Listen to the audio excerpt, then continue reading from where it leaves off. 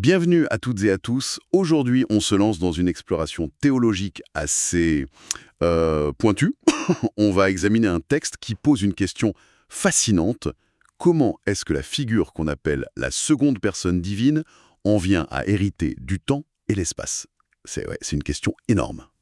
Oui, bonjour. C'est effectivement une thématique très riche et qui soulève beaucoup de réflexions. Pour creuser ça, on va s'appuyer sur des extraits d'une analyse assez particulière dans sa méthode. Elle utilise l'histoire de Joseph, vous avez dans la Genèse, et aussi certains psaumes, un peu comme une grille de lecture. C'est ça, une lecture très symbolique pour éclairer des concepts comme la rédemption, le sacrifice divin, l'autorité suprême. Notre mission donc, décrypter cette perspective, voir comment ce texte tisse ce parallèle entre Joseph et la seconde personne divine pour parler de souffrance, d'expiation et de cet héritage cosmique. Alors, c'est parti, on plonge? Allons-y. Bon, ça commence fort avec un épisode très connu de Joseph. Trahi par ses frères, on lui prend sa tunique et hop, jeté dans une citerne vide. Le texte y voit tout de suite un symbole majeur, n'est-ce pas? Tout à fait. Dans cette interprétation, la citerne vide, donc sans eau, ce n'est pas juste un trou. Ça symbolise l'Hadès, le séjour des morts, un lieu de confinement spirituel en quelque sorte. Ah oui, l'Hadès. Exactement. Et le parallèle est immédiat.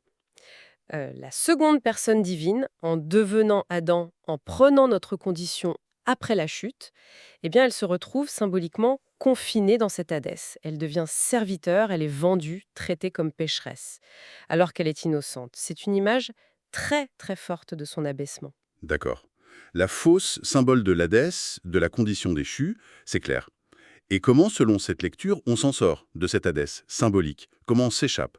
Alors, l'issue, elle est dans le sang du Fils, c'est-à-dire le sacrifice de Jésus. C'est par lui que le pardon des péchés devient possible. Le pardon. Oui. Et quand ce pardon est reçu, le Saint-Esprit vient habiter la personne. Et c'est cette présence intérieure, cette force du Saint-Esprit qui permet de vaincre la mort spirituelle et finalement d'échapper à l'Hadès. C'est crucial parce que l'analyse dit que l'Hadès lui-même finira détruit, dans ce que l'Apocalypse appelle l'étang de feu. Donc il faut en sortir. Fascinant ce premier parallèle. Mais Joseph ne reste pas dans la fosse. Il est vendu, puis plus tard, injustement accusé, jeté en prison. Le texte continue le parallèle là aussi. Il y voit une image de la souffrance divine. Il y a même cette citation du psaume 22, non? « Mon Dieu, pourquoi m'as-tu abandonné ?» Exactement.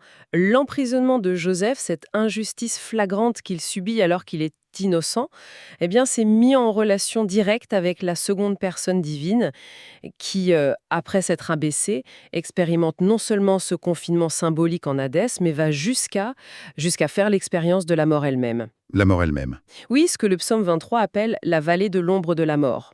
Le texte voit Joseph accusé à tort comme une figure de la seconde personne divine, portant, elle, le poids bien réel du péché d'Adam sur la croix. Donc c'est pas juste une souffrance vague, c'est vraiment l'injustice, l'abandon, le fait d'être enfermé dans la mort. C'est tout à fait ça. Et le texte cite effectivement ce cri du psaume 22 appliqué à ce moment-là. Mais attention, l'analyse apporte une nuance importante. Même si le Créateur traverse la mort, tout comme la vie, reste une création. Ah d'accord. Elle est subordonnée au Créateur. Il n'est pas vaincu par elle. C'est un passage à travers la mort. D'ailleurs, le texte cite aussi le psaume 24, porte élevez vos linteaux pour que le roi de gloire fasse son entrée, ce qui suggère déjà un triomphe à venir au sein même de l'épreuve. Je vois. Logique. Bon, après la prison, on arrive à cet épisode dans Genèse 40, avec les chansons et le panetier de Pharaon. Joseph interprète leurs rêves pendant l'anniversaire du Pharaon. Là encore, une symbolique très précise, liée à la scène et à la croix, si j'ai bien compris. Tout à fait. La lecture symbolique continue, avec beaucoup de détails. Dans cette partie de l'analyse, Pharaon, et on y reviendra parce que c'est un peu surprenant, Pharaon est vu comme un symbole de la première personne divine, le Père. Ah oui, ça c'est étonnant. D'habitude, Pharaon... Oui, on en reparlera. Mais ici, c'est le symbole du Père. Les chansons, avec sa coupe de vin, représentent le sang de Jésus. Et le panetier, avec son pain, représente le corps de Jésus. Le vin, le sang, le pain, le corps. Évidemment, ça fait penser à la scène. Mais comment l'interprétation va plus loin avec ce qui leur arrive? L'analyse se focalise sur ce qui se passe au 3e jour, jour de l'anniversaire. Les chansons, le vin, le sang est rétabli dans ses fonctions. Il revient en grâce. Le panétier, le pain, le corps, lui, est pendu, exécuté. Le troisième jour. Je commence à voir le lien. Exactement. Pour le texte, ça correspond directement aux événements de Pâques. Le sang de Jésus, sa vie, offerte, entre symboliquement dans le lieu très saint céleste pour l'expiation devant Dieu, comme les chansons qui est rétabli. D'accord. Pendant ce temps, son corps physique est pendu à la croix, le meurt comme le panétier. Et puis, bien sûr, la résurrection, au troisième jour aussi. Le sang, cette vie sacrifiée, passe le voile symbolique, atteint le trône, le corps subit la mort, et c'est ce sang, cette vie donnée, qui accomplit l'expiation. Le texte utilise le mot coréen sokje, qui signifie vraiment laver, racheter, payer la dette. Et cette expiation purifie du péché dans toutes les dimensions, le temps et l'espace. C'est un parallèle très poussé. Mais juste pour clarifier, le texte dit que le sang entre dans le lieu très saint, céleste. Or, physiquement, il a coulé sur la croix, sur terre. Comment le texte explique ça ? C'est une distinction importante, oui. Il y a le sang physique, concret, qui coule. Mais ce sang physique est le signe d'une réalité spirituelle, le sacrifice de la vie de Jésus, offerte volontairement. C'est cette vie sacrifiée, ce sang sacrificiel si on veut, qui, selon le texte, pénètre la sphère divine, le sanctuaire céleste, pour réaliser l'expiation, le sokdio. C'est pas le liquide qui voyage, c'est la valeur, la puissance de la vie donnée. D'accord. Le sang comme symbole de la vie offerte. Compris. Et cette expiation, ce sokjo, ça vise à laver le péché. Mais la racine du péché, elle est où, selon cette source ? Le texte remonte à l'origine. Le péché, ça commence par une décision de péché. Et cette capacité à décider, en bien ou en mal, c'est le libre arbitre. Le mot coréen est jayu-uji. C'est cette faculté de choisir qui est la source. Donc si je comprends bien, la cible numéro 1 de l'expiation, c'est pas juste l'acte mauvais, mais c'est cette capacité même à choisir le mal, ce jayo-yuji, le libre arbitre. C'est exactement ça. Le texte vise spécifiquement le libre arbitre d'Adam, localisé dans son âme, hon, en coréen. Et comme l'âme agit par le corps, mom, eh bien le péché de l'âme entraîne le corps dans sa chute. Logique. Du coup, l'âme et le corps, marqués par ce mauvais usage du libre arbitre, sont considérés comme destinés à la séparation finale de Dieu, symbolisée par l'étang de feu. Le sacrifice de Jésus, son sang, sa vie, vient donc racheter l'âme, hon, et le corps, mom, d'Adam, et par extension de nous tous, en payant le prix de ce péché originel. L'argument central, c'est que Jésus a été abandonné par Dieu sur la croix, en son âme et en son corps. Et cet abandon qu'il subit à notre place fait que ceux qui sont couverts par son sacrifice n'auront pas à vivre cet abandon final. C'est une théologie très précise sur l'âme, le corps. Est-ce que le texte évoque des débats ou des questions là-dessus? Par exemple, l'esprit, le yang. Oui, tout à fait. Le texte n'est pas dogmatique au point de fermer la discussion. Il mentionne justement des points ouverts. Par exemple, est-ce que le rachat de l'âme entraîne automatiquement celui du corps? Quelle est la relation exacte? Et quid de l'esprit? Yung en coréen, la partie la plus intime. Est-il aussi inclus dans l'expiation? Et inversement, Jésus a-t-il été abandonné seulement en son âme et son corps, ou aussi en son esprit? Le texte pose ces questions, il suggère que ce sont des points à approfondir. Intéressant qu'il soulève lui-même ces points. Et le reste de la création alors? Les animaux, les plantes, tout ça. Ils n'ont pas ce libre arbitre, ce jayu-iji comme Adam. Ils ont besoin d'expiation. Bonne question. Le texte dit que pour ces éléments sans libre arbitre moral, il n'y a pas de culpabilité personnelle. Ils n'ont pas choisi le mal, donc pas besoin d'expiation au sens de paiement d'une faute. Par contre, le péché d'Adam a eu un impact sur tout. Il a comme contaminé ou désordonné la création. Paul dit que la création soupire. Oui, c'est vrai. Donc, ces éléments ont besoin d'être purifiés, restaurés, mais pas expiés de la même manière que nous. La cible essentielle du Sokjo, ça reste le libre arbitre, Jayu-yuji, parce que c'est de là que vient la capacité active de pécher et de corrompre. Et le but final, selon cette vision, est immense. Pas juste effacer les péchés passés, mais carrément éliminer même la possibilité que le péché puisse un jour réapparaître dans le temps et l'espace. Une restauration totale. Éliminer la possibilité même du péché. C'est radical. Revenons au symbole du pain. Vous disiez qu'il représente le corps. Et pour le panétier, un corps qui meurt. Mais le pain, c'est aussi la parole de Dieu, non? quelque chose de positif. Absolument. Et le texte joue sur les deux. Jésus est la parole faite chair. Donc, le pain peut symboliser cette parole divine qui nourrit, qui donne la vie. Mais, et c'est là que l'analyse insiste, la chair que la parole a prise était une chair humaine, marquée par la chute d'Adam. Le texte la décrit même comme maudite. Attention, pas que Jésus était maudit par Dieu, mais que cette chair était limitée, sujette à la tentation, au désir de la chair, yukcheui soyok en coréen. Les désirs de la chair. Voilà, ces désirs qui peuvent nous éloigner de Dieu. Donc, dans cette optique, le pain peut aussi symboliser cette nature humaine faillible qui fait comme un voile, ou jiang en coréen, un écran qui cache la gloire divine et bloque l'accès direct à la vie. Du coup, quand le texte regarde le pain du panetier pendu, il le voit comme symbole de cette chair limitée, mortelle, qui doit être mise à mort à la croix pour que la nouvelle vie puisse jaillir. D'accord, double symbole. Parole de vie ou chair limitée à me mettre à mort. Bon, après toutes ces épreuves, fosses, prison, attente, l'histoire de Joseph bascule. 2 ans après l'échanson et le panetier, le texte dit « à la 3e année », c'est ça? Joseph est libéré et élevé par Pharaon à une position de pouvoir incroyable. Quel est le parallèle théologique ici? On touche au cœur de l'héritage du temps et de l'espace, là. On y est, exactement. C'est le point culminant de l'argumentation. L'élévation spectaculaire de Joseph est mise en parallèle direct avec la résurrection de la seconde personne divine le 3e jour après sa mort. La résurrection, c'est l'acte par lequel Dieu le Père le déclare publiquement Fils de Dieu avec puissance. L'analyse cite Romains 1.4 et Psaume 2.7. Tu es mon fils, moi aujourd'hui je t'ai engendré. C'est ça. Et c'est après cette résurrection et son exaltation qu'il reçoit le nom au-dessus de tout nom, comme dit Philippiens 2, et toute autorité dans le ciel et sur la terre, selon Matthieu 28.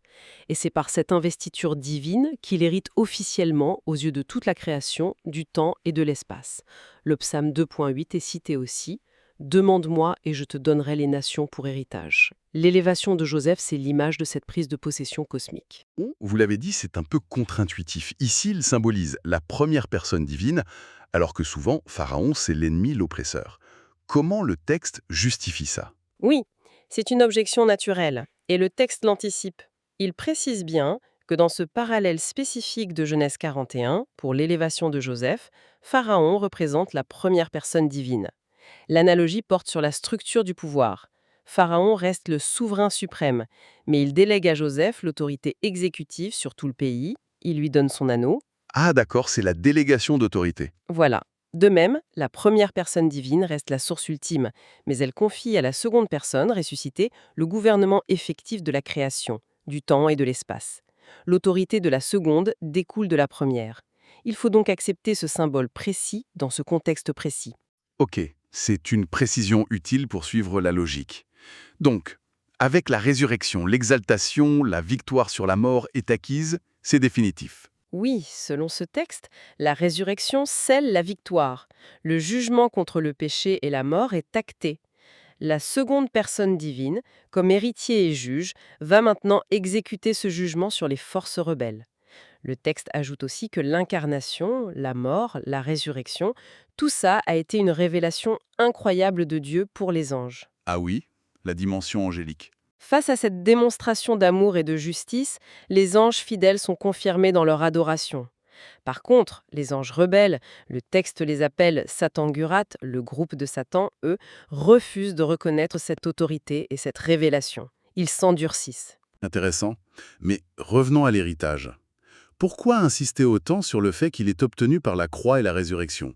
La seconde personne divine, en tant que Dieu, n'avait-elle pas déjà cette autorité éternellement? C'est un point subtil. Le texte reconnaît que la seconde personne partageait la gloire et l'autorité du Père avant.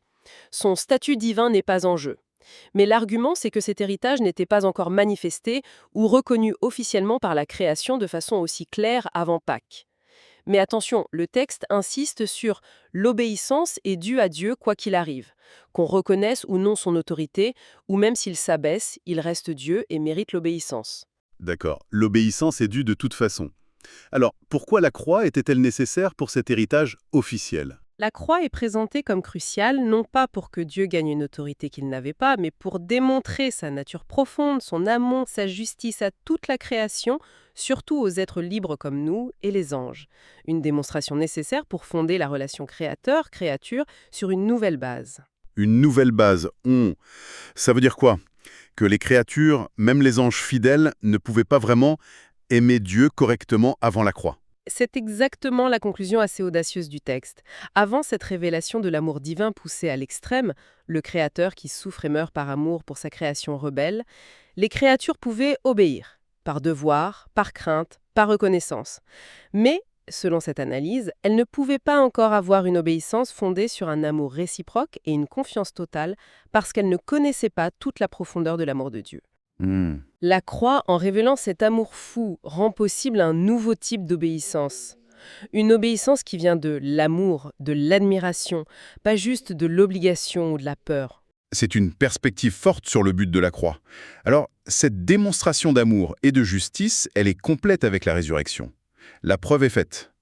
Presque, mais pas tout à fait, si on suit le texte. La croix et la résurrection sont le fondement, la preuve irréfutable. Elles donnent l'héritage officiel.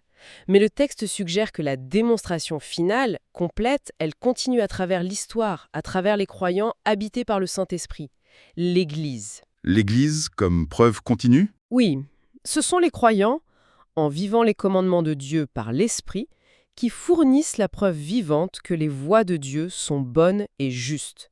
Cette démonstration vécue achèverait de dissiper tout doute, même chez les anges, et éliminerait toute racine de rébellion future en montrant le caractère de Dieu à travers des vies transformées.